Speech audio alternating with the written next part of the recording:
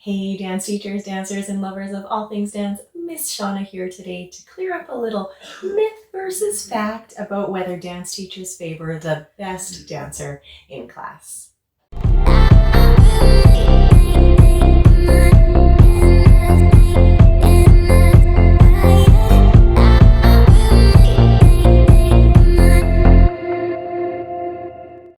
Okay, so I feel like I'm going to be coming in hot today on this topic. I feel like I've had a few weeks here where I've come in a little bit hot, being a little bit spicy on a few topics, but this one is one that I hear about all the time. That idea that I hear it from students, I hear it from parents, I hear it from even teachers. And we'll talk about what I hear from teachers in a second. But the idea that teachers prefer to teach or favor teaching the best dancer in class, the most talented dancer. And I feel like that is a little bit subjective to say that because dance is an art in and of itself, right? So being able to judge the art and say who is best, I mean, I guess it depends what eye you're looking for, right? If you're looking for the best technically or the best performance wise or the best energetically, like it varies a little bit. But what I do hear is, oh, that teacher favors that dancer because she's the best or he's the best. And on the flip side, I've heard, and I'm guilty of this too. I'm going to throw myself under the bus before anybody else. When I was young in my dance career, I thought, oh, I never get any of the best dancers, right? I was with the young kids. I was with the kids who didn't know how to perform yet. And I looked at all these senior teachers and thought they get all the best kids. What I didn't realize is that you kind of like grow with your students, you build your students up. So this is something that I would say is mostly myth. I would say mostly myth. One, for the teachers who are like, oh, I don't get any of the good kids. And I'm doing this because good kid, what is a good kid, right? Like, that's why I'm doing these things, the air quotes, right? The teachers who go, I'm not getting any of the good kids. And maybe they're young in their career and they're looking at some of the more advanced teachers, the senior level teachers, and going, they get all the advanced kids. What we don't realize in that phase of our life is that those teachers have likely grown with those kids, built those kids, had those performers when they were two left feet with scraggly hair and arms that just didn't go where they were supposed to. And they took the time to grow with those dancers and build those dancers up. I know I have. Some of my long-standing soloists are now late teens. And when I started with them, they were just little bunnies. And I was like, what am I going to do with you? How am I going to teach you how to perform? How are we going to get you the technique you need? If you looked at them today, you wouldn't know that. And if you just walked into my studio today, you would think, wow, Shauna only teaches the top dancers. Inaccurate. The one thing I love doing more than anything is building up a dancer, helping a dancer go from what they think is, their best and helping them see that they can be so much more and helping them grow and fit into their potential. So for teachers, that's one thing. But for parents and students, as dance teachers, I hope that I can help you unpack this just a little bit, because for teachers, it's one thing. We are there to teach and we are there to pull out potential and we are there to like drive progress in all of our dancers. And when they take that, they go from being an average performer to becoming an exceptional performer. So as a teacher, when we can start to shift our perspective on that, we start to realize, oh, it's not about who is in my class, it's who I create and who I can help develop and who I can help see their progress and their potential. So that's one step. But when you've got dance parents and other students going, I'm not the best in class, my teacher doesn't like me as much. This is where we need to unpack that myth. This is where we need to unpack this. And this is where I really feel like it becomes a myth. That is presumed. It is presumed that we just as teachers like the best kids. I'm going to preface all of that with, I probably as a studio owner have a favorite dancer. And in 15 years, every year, I'm like, wow, this kid is awesome. I would say 98% of the time, I am never that kid's teacher. I'm never that kid's teacher. And it just turns out that I end up getting a fun bond or, a cute moment with the student where I'm like, wow, I just love that kid. They're just great. And And it has absolutely nothing to do with what's happening when I teach them in class. I'm going to preface that.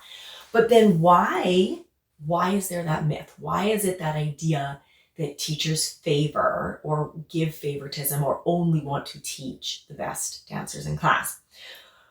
Well, here's where I think it lives. I think it lives in the fact that the things that teachers appreciate in dancers, and I made a list, that's why I'm looking down. The things that teachers really respect and appreciate in any of their students, regardless of age 3, and I mean, age 3, you're just developing these skills, but you still have them. Age 3, age 30, whether you're a little kid in dance, a teenager in elite dance, or an adult taking adult dance for the first time, there is a laundry list of qualities that students can bring to class that teachers really respect. They are things like hard work. So are they students who work hard all the time? They don't get distracted. They come in focused. They come in ready to work. They want to learn. They're observant and they interact with you as a teacher where they're like, how do I progress? All that hard work. Are they dedicated, right? Do they have good attendance? Do they show up all the time with that same level of dedication, regardless of the day, regardless of what happened at school? They are showing up to do the dance, right? They want to be there. Their dedication shines through. Are they accountable, right? So when they make an error or when they need a correction or when they're given a correction, are they accountable, right? Accountability is huge because I find that accountability comes most when I give corrections, in that I'll give a correction and the first thought that young students have is, well, not me, right? That's not for me. I'm doing it right. What I find in the kids who are really accountable for their corrections is even if I give a broad scope correction in class, everybody just watch your arms, your legs, your foot, whatever it is. And maybe there's maybe the correction applies to half the class, but I might as well just say it to everybody. And there's that student, that dancer, who the correction does not apply to. And I catch them out of the corner of my eye, checking themselves in the mirror, making sure that correction is being executed properly. That's that accountability. That's living up to it. That is also accountability as a performer when you perform and you make a mistake, saying, hey guys, sorry, that was me. Own it and move on, and taking accountability and saying, I'm going to fix that for next performance so that doesn't happen again. Right? So do they take accountability? Do you have dancers who embrace growth, right? They are looking to grow as a dancer. They're not saying, I'm good and I know all the answers. They're saying, hey, help me be better, help me grow, help me learn, help me evolve. I already kind of touched on it with accountability, but they take that feedback and corrections. They communicate open and honestly. So if they're unsure about something, they've got their hand in the air and they're like, hey, Miss Shauna, I'm confused. Hey, Miss Shauna, can you help me with this? Hey, Miss Shauna, I think I have the answer, right? So when you say, hey, does anybody know XYZ? And they're like, I think I do, right? Even if they don't know the correct answer, they try even, right? There's that open, honest communication.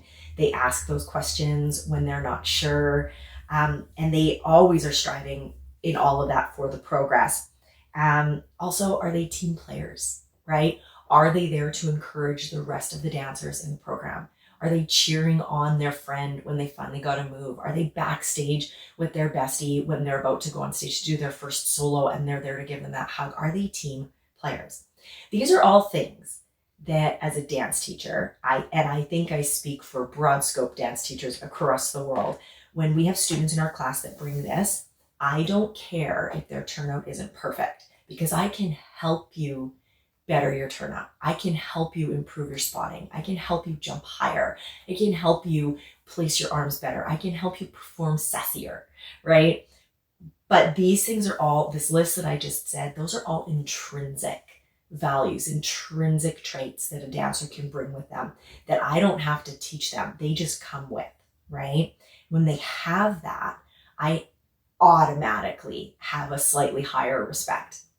Not that I don't respect the dancers that are extrinsically motivated, but there is this element of like appreciation for these intrinsic qualities where I'm like, oh, thank you for coming to class ready to work. Thank you for coming to class having practiced.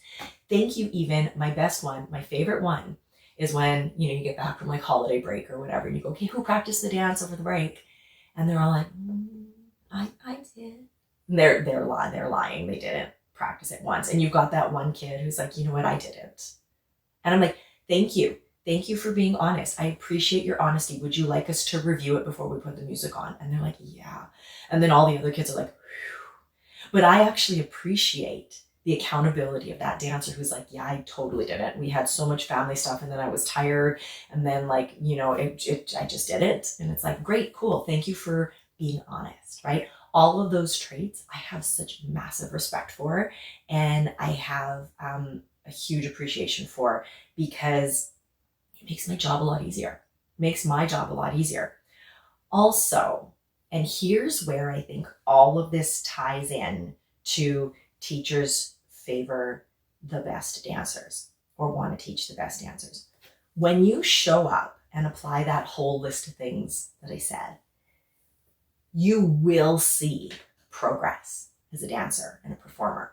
You will see physical and performance-based progress, right? If you're asking questions and applying corrections and feedback, you're going to progress faster than the dancer who is not asking questions and not applying feedback. It is just natural, right? If you're practicing at home and taking accountability for your craft, you will progress faster. So it will look like those dancers are better. It's not necessarily that they're more talented, it's that they've really worked to progress their talent, right? And anybody can do that. Any dancer can do that. All dancers can progress. All dancers can thrive and strive and do more, right? So all of those things that teachers appreciate dancers bringing to class tend to, when you add them all together, create a very successful dancer. It's kind of that recipe. There is what I can give you for you as a dancer, as a teacher, what I can give my dancers to progress physically.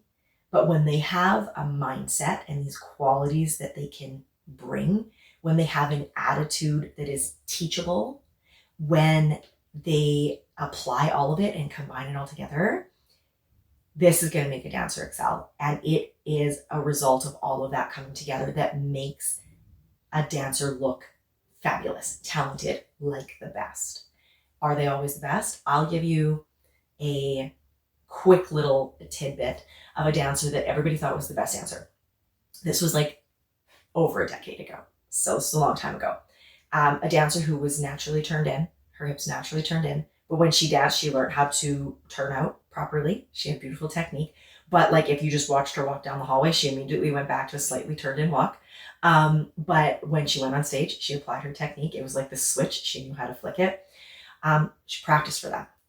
She had a very fun personality, super fun kid, but also what people didn't see, but her teachers got to see, was things like in her solo practices or duo practices, like smaller setting practices, you would give a correction and you say, okay, do the correction. She'd do it. You'd be like, yeah, there it is. Okay, do it a couple more times.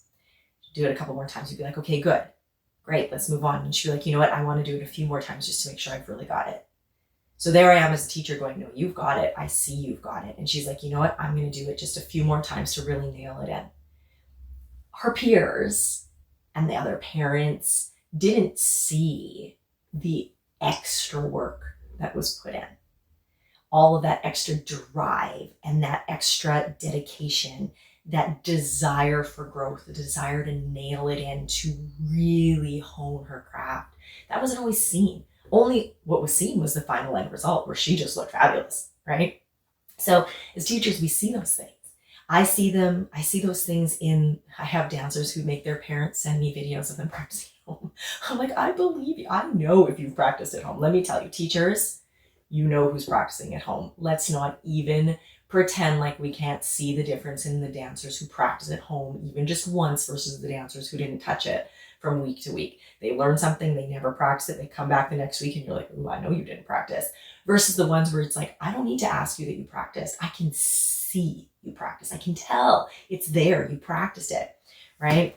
So those are the things that I think make this myth look like a fact. But I think it is a myth. I don't think a good teacher, I don't think a teacher who truly loves the art of teaching and truly cares about bringing out the best in a dancer, I don't think they are solely driven to teach the best dancers.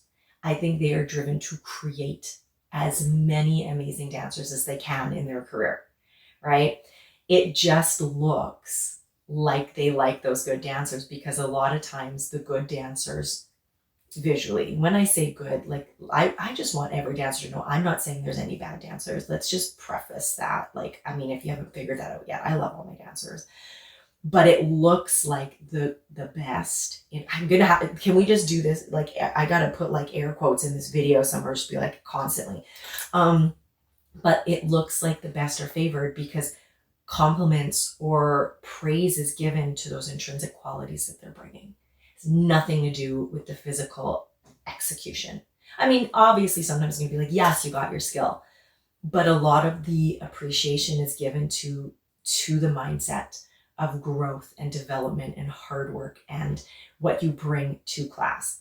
So a good teacher cares more about those things than who is the best, right? Who are the ones who really you can put in the front row because they're like, oh, that's a front row dance. I've heard that. Oh, that I'm a front row dancer.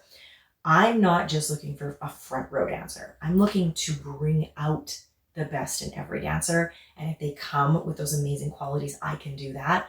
And when you and me as a teacher, when a student and a teacher can meet halfway, meet in the middle, and they can bring their intrinsic qualities and I can pull out all of that other stuff, they will leave feeling like at least one of the top dancers in class because they are bringing their best every single class. They are applying those corrections. They are seeing and feeling growth.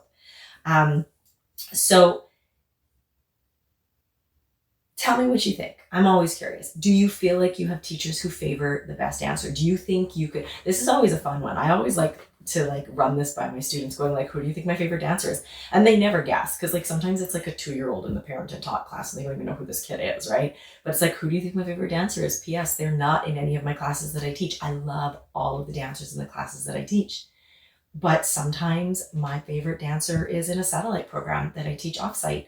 And when I say favorite dancer, like, I mean, I feel like that could also change week by week. But who is the dancer you favor, right? When you think of who's giving favoritism, if you can't figure it out, or if you think you've got it pinpointed and then you're like, it's this person, it's like, no, it's not. That dancer is extremely talented and gives me a run for my money every class. That is stressful and I love her to pieces, but that is stressful, right? So for whatever reason, we all have our favorite things about people in general. But as a teacher, what we should favor is those things that really help us do our job better. And that is bringing out the best in every single dancer that we teach. And remembering too, as teachers, it is not just about getting the most advanced class. It is about growing with your dancers. So it is about taking those teeny little deer in the headlight kids at age 6 and growing with them and helping them step into their best. And before you know it, you're going to feel like you have a class of all of the best dancers. And if you take a moment to reflect, you'll go, oh, because we grew together and we set goals and we strived. We worked really hard to get there together. And we pulled out those things in us together to make us the best. And then it won't be about favoritism. It will be about growth and evolution and coming out stronger. So I feel like, yes, as teachers, you will see us reward or encourage those positive attributes. And a lot of times those attributes are what make things or people look successful. That's what makes them look like the best. The favorite isn't in the skill set. It is in the mindset. Right? So it's not about being the best at the end of the day. It is about being your best. And any good teacher will be able to see that and will respect that and will encourage that and will grow with that. So food for thought. Do you feel like this is a myth or a fact? Do you feel like you've maybe changed your mindset where you're like, oh man, all those years in dance class, I thought that the teacher favored my friend, but my friend worked her butt off and always asked me to practice and I never wanted to. Now I get it. Who knows, right? Where did this little chat leave you? What are your thoughts? Feel free to leave them in the comments. We are always working to improve our craft as teachers. and to improve the lives of the dancers that we work with. At least that's what I hope. If you are a good teacher dedicated to bringing out the best of your students, then that should be the focus all the time. So I'd love to hear your thoughts. I'd love to hear your experiences. I'd love to hear, maybe you're older now and you're watching this video and you're going, yeah, if I could rewind, I would have done X and Y and Z better. And maybe I would have felt like I was the best in class. Again, with the air quotes, the best in class. I'm just curious. But I can say without a doubt, for me at least, this is a myth. I don't necessarily want to teach the best dancers. I want to teach the dancers who want to be their best and who want to excel and grow. And I am going to constantly encourage them to do that. It is my job as a teacher to encourage them to do that. It is my job as an artist to pull out the creative and ability to perform and all of those things that make dance beautiful. So food for thought. I don't know, maybe not. Maybe you're like, obviously, who knows? But share those experiences. I'm curious how everyone's experience is, and maybe some tips, right? If you're a teacher and you're like, how do you make sure that you have a balanced class, that you're recognizing all of your students so no one feels like they're kind of not the favorite or not valued, I guess you could say. I'm curious. Share it. This is a place of sharing. Let's do it. Anyways, myth versus fact. Do you like myth? Oh, that's a tongue twister. Do you like myth versus fact things? Do you like those? Did you like clearing this one up? Do you agree? Do you disagree? We know my stance on it. So I guess that's all I got for you today. That is my stance. It is a myth. There is not a part of me that favors the best in class. In fact, if anything, I'll leave it at this. If anything, I look at the dancer who might be struggling the most, and that becomes my project to make them excellent, to make them feel excellent, to make them feel seen, to make them feel strong, to make them feel amazing. And if I can do that, then that is a win, right? That is a win for me as a teacher. Anyways, that's it for today. Share your thoughts. Like I said, other than that, keep on dancing, keep on shining, and I will see you soon.